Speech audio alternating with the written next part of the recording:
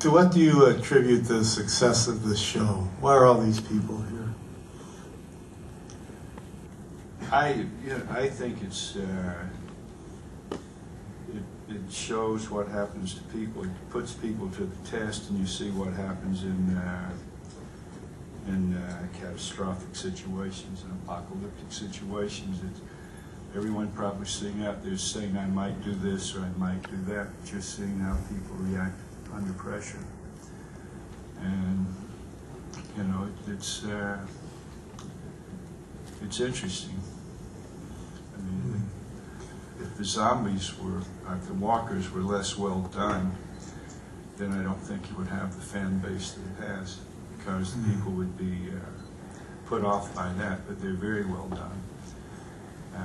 They're very well done by Greg Nicotero, who does the special effects, and it's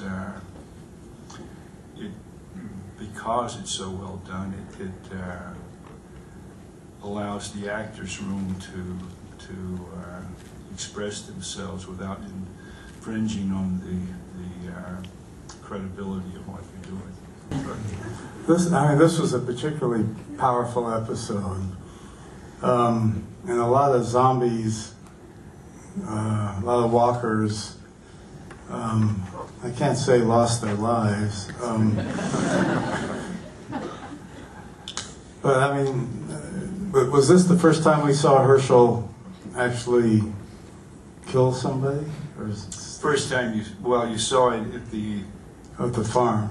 At the farm, but it was less personal. Mm-hmm. It was with a shotgun, and it was at a distance, and it was people that he didn't know. In this case, there were people that he had had conversations with, and people that he could relate to in some way. Mm-hmm. So as an actor, how do you approach a scene like that? Well, after a while, you read.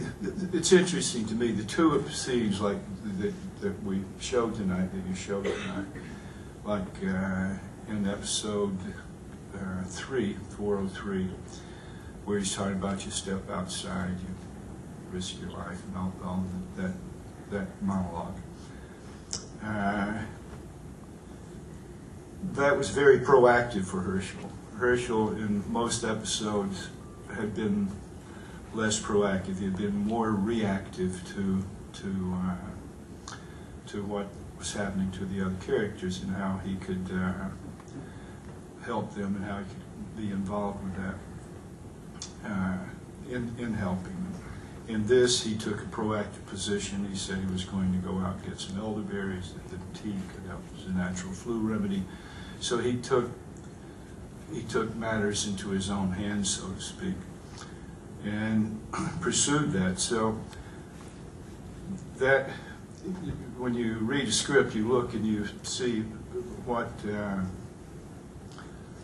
what's required of your character, and you kind of put things in certain places. And in this, I said, uh-oh, if he's being proactive, he's maybe not long for this world.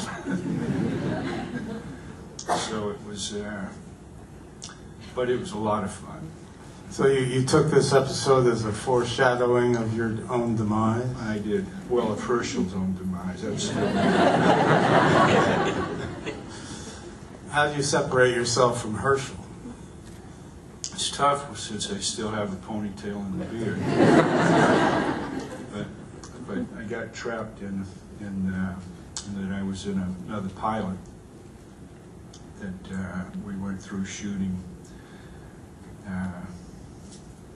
I wasn't through shooting The Walking Dead, and the writer of the project that called me and asked me if I would do it, and I did. And I said, I have a ponytail and a beard. He said he didn't care.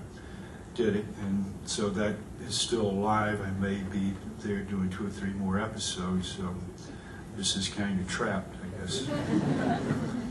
So. I mean, I think it's interesting because, I mean, through the first seasons that Hershel was on the show, I mean, I think we wanted Hershel to do more, you know, to be more proactive as opposed to being reactive. And it's almost, when it finally happens, you know, there's a tremendous release associated with that, at least on the part of this viewer.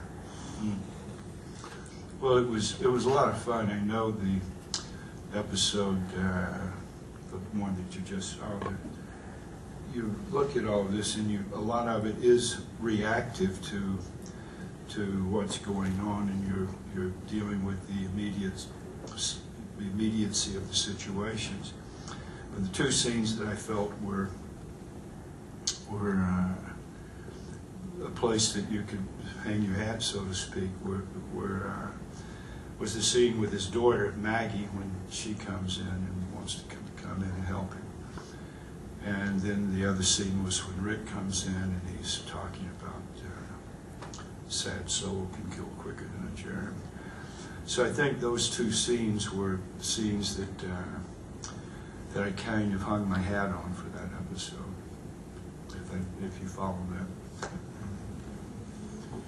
I mean, how far in advance do you as an actor know what's going to happen with your character?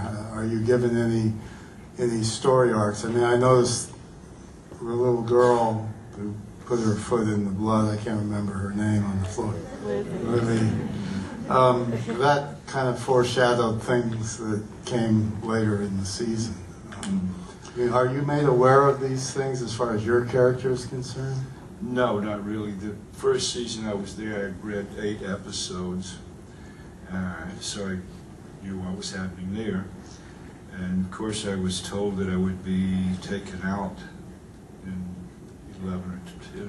10 or 11, and they didn't take me out. So, no, you don't really know, but you do. It's interesting as an actor to be playing something that carries over for 3 seasons that I was there, because you don't know. Unlike a play, if you did a play, you experience the full character in one night. If you're doing a film, it may take you 4, 5, 6, 8, 10 weeks, or sometimes longer, but you know where the character's going, and you know how he's going to end up. In this, you don't, and so it makes it much more interesting to me, and kind of challenging in a new kind of way for me, to play someone who you don't know where he's going, and yet you'll read a line and you'll say, this means something, this could, it portends something that will take place in the future. It's kind of like Johnny Appleseed. You plant your seeds and you hope it bears fruit later. So it's an interesting process for me. It's challenging and fun.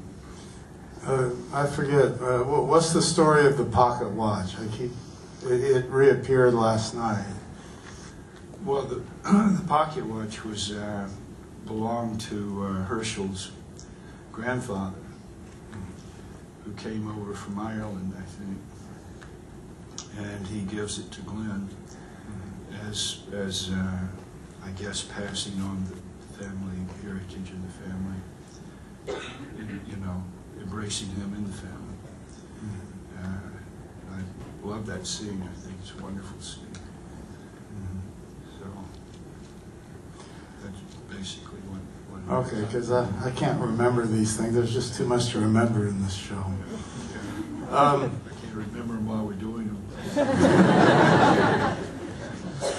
So how many hours a day? We're going to be opening up to questions from the audience. We'll be thinking of some questions, and there's going to be a microphone or two roaming around, I think. So if you put your hand in the air, a microphone will come to you. How long are the days when you're shooting this thing? How long do you work? I have been on productions that run longer. I mean, but you can put in 10, 12 hours a day. Some occasionally longer than that, but this production has been very time-wise. Really, isn't as bad as a lot. You can put in 16, 18 hours a day on some productions, and occasionally it might happen on this, but not that often. And 16, 18 hours a day is too many. And how many days does it take to shoot one episode? They generally do it in 8 days. Occasionally an episode will go into 9 days. Mm-hmm. It's stunning, really, the production value that they get on these action scenes that in a film would take much longer, and they pop some of those things out in 3 hours. Well, you've produced the film Zulu Dawn. Yeah. Yeah, I mean, you know how long it takes. I mean, Yeah, I mean, action takes longer than anything else. Yeah.